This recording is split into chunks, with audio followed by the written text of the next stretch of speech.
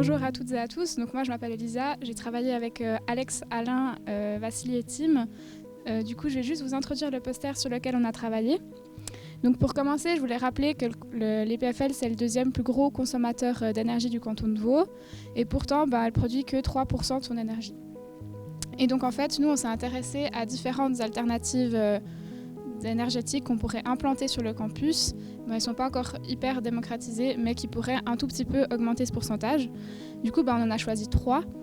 Vous allez voir, il y en a certaines qui sont rentables, certaines qui le sont un peu moins.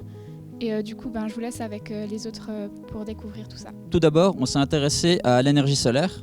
C'est une source d'énergie renouvelable reconnue et déjà très utilisée à l'EPFL. Il y a des panneaux solaires sur les toits de tous les bâtiments. Et comme alternative, on a trouvé que les vitres solaires, c'était très prometteur. Si on s'intéresse à remplacer toutes les vitres faisant face au sud de l'EPFL par donc des vitres solaires, on aurait une surface à disposition de 5500 m². Et cette surface produirait l'équivalent de 360 logements. Et ça paraît bien, c'est entre guillemets que 2,1% de la consommation totale de l'EPFL, donc ça serait un pas dans la bonne direction, mais ça serait clairement pas suffisant. Par contre, d'un point de vue économique, ça serait définitivement très intéressant, parce qu'on économiserait jusqu'à 320 000 francs par an, en sachant que le coût d'installation est d'environ 3 millions. En 9 ans, ça serait rentable, donc d'un point de vue économique, ça serait définitivement intéressant. Je vais maintenant vous parler de la deuxième alternative qu'on a étudiée. On s'est demandé est-ce que ce serait pas possible de faire du sport tout en produisant de l'électricité. Pour ça, on allait regarder du côté du centre sportif de l'UNIL, parce qu'il y a beaucoup de personnes qui utilisent des vélos d'intérieur, que ce soit pour les cours de spinning ou à la salle de musculation. Est-ce que ce serait possible de récupérer cette énergie grâce à un système de dynamo ? Alors oui, mais combien est-ce que ces gentils sportifs pourraient produire comme électricité ? Eh bien, grâce à des données du centre sportif et à des hypothèses, on arrivait à la conclusion que si tous les vélos du centre sportif étaient équipés de dynamo, l'électricité produite suffirait pour alimenter constamment un logement familial. Alors c'est bien joli de produire de l'énergie verte, mais est-ce que ce projet serait rentable ? Si on souhaite que ce projet devienne rentable dans 10 ans, il faudrait que le prix de chaque vélo, avec le système de dynamo, etc., ne dépasse pas la barre des 200 francs. On peut donc voir que ce projet prendrait un certain temps pour devenir intéressant d'un point de vue économique.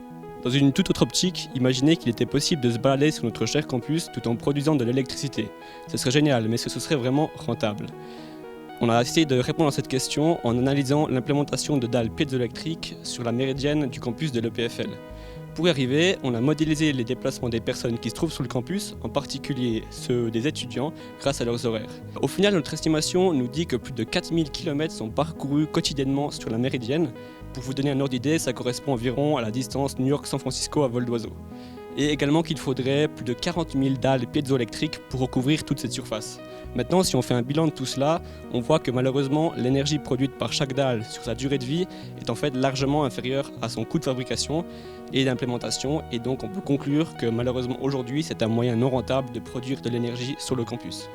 Alors, pour résumer, on a choisi 3 moyens de production d'énergie peu communs qu'on a étudiés un peu plus en profondeur pour voir s'ils étaient implémentables sur le campus de l'EPFL. En premier, on vous a parlé des vitres solaires. Elles sont bien moins populaires que les panneaux solaires classiques, mais c'est quand même intéressant parce que comme vous l'avez entendu avant, elles peuvent être rentables après quelques années. Ensuite, on vous a parlé des vélos avec dynamo. C'est un moyen de production d'énergie assez original et c'est intéressant parce que ça permet de faire du sport en même temps, ce qui est important pour les étudiants parce que ça nous permet de nous changer un peu les idées. En dernier, on vous a parlé des dalles piézoélectriques. C'est un moyen de production qui est intéressant, donc le concept est intéressant, mais malheureusement, ça produit bien trop peu d'énergie en comparaison avec le prix que ça coûte à mettre en place. Merci de nous avoir écoutés, et si le développement des calculs et les différentes hypothèses qu'on a fait vous intéressent, vous pouvez scanner le QR code pour voir les annexes.